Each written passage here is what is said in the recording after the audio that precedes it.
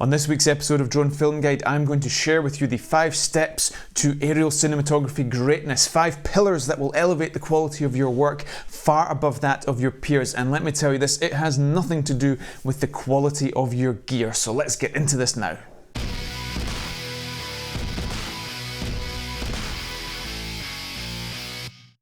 Stewart here from Drone Film Guide, the channel where we learn to fly like filmmakers. I hope you're having a good week. I was until I got a cold, so that lowered my spirits a little bit. But one thing that took them right back up to the moon was launching version 2 of our world famous drone cinematography masterclass. Yes, we refilmed, re-edited, restructured our 8-hour drone education that takes you from drone owner to drone pilot to drone cinematographer. We added a whole bunch of material, pared a little bit away, and what we're left with is a truly immersive and intensive educational experience that is as enjoyable as it is informative. So do check it out. I know a lot of you have heard me mention this before, but if you've been sitting on the fence, then I think version 2 will be the thing that gets you right off that fence. There's a link in the description below with a big juicy discount code embedded.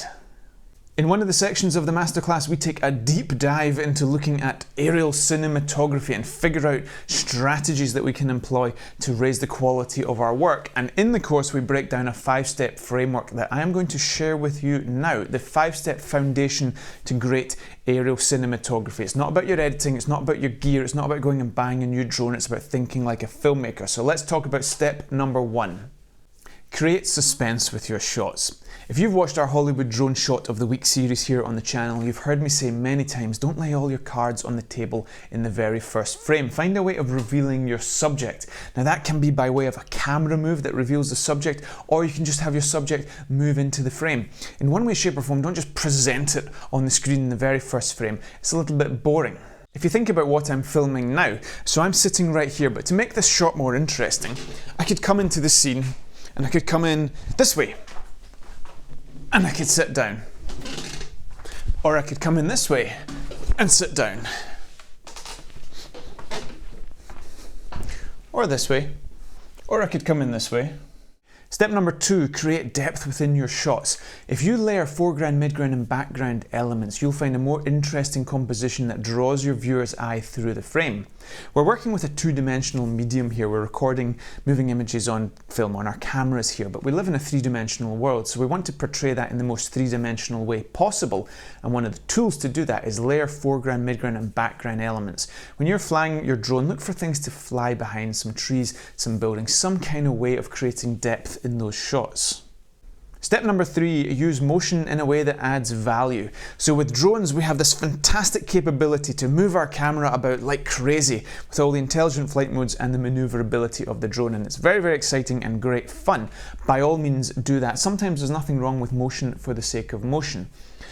But there comes a point at which you might say, well, that motion didn't really have a purpose, or it didn't really add value to the storytelling nature of the shot, or even worse, it distracted. So try and use motion in a way that adds value. Use it to reveal other parts of the scene. We're using motion as a tool to create suspense. And we might even be able to use motion as a way to create depth as well. So they're all interlinked. But use your head and use motion smartly.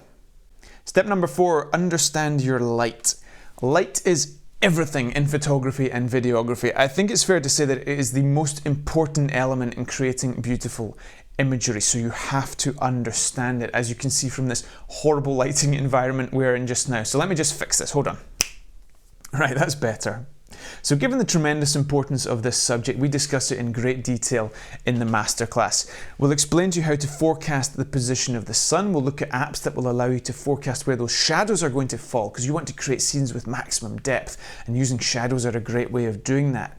We need to understand how bright direct sunlight is different from diffused sunlight that's coming through clouds on overcast days. There's so much to get into. For the purposes of this video, I'm going to give you one tip that will really help you if you've not heard it before. Fly with the sun behind the camera. Fly away from the sun. That way the sun is lighting up the sky in front of the camera, it's lighting up the ground in equal measure. It gives you a nice balanced exposure. A lot of people when they're starting out can't understand the difference between flying away from the sun and flying towards the sun.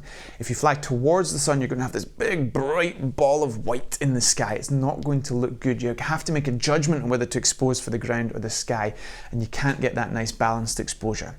Now there's ways around it that we discuss in detail in the masterclass, but if you're starting out, fly away from the sun. It's just going to make life a whole lot easier for you. Tip number 5, think about your composition. Now I love drone shots, but we're a little bit used to them now, so we need to find a way of taking a mediocre drone shot and making a great drone shot. And one of the ways of doing that is finding good composition, pleasing patterns that the brain can latch onto, pulling the eye through the frame. It's a much more engaging way of doing things. 2 compositional concepts you'll want to give some thought to are focal points and the rule of thirds. If you're filming a landscape, for example, try and find a focal point, a lighthouse, a person, something that you can look at in the context of that broader landscape. It just makes the image more interesting. As for where to place it in your composition, the rule of thirds is a good guide. Instead of just sticking it right in the middle of the frame, use those intersecting points on your rule of thirds grid and place it there. See if that works for you. It can create some looking space, a little bit more breathing room that just creates a more pleasing composition. It takes a matter of moments for me to outline the 5 steps to aerial cinematography greatness, a little bit longer for it to become intuitive, but you can learn these things. It's got nothing to do with having a new fantastic drone. What we're talking about is the presence of mind to find out what you don't know and then filling in those blanks. It's exactly what myself and Alina did. I don't think we're any better than anyone else at this stuff. Maybe just had a bit more time doing it and had the presence of mind to identify those gaps in our knowledge and find a way of filling them back in. And that's exactly what you're doing by following us here on this channel. Don't forget to check out that 8-hour drone cinematography masterclass, link in the description below with the discount code embedded, and we will see you next time here on the channel.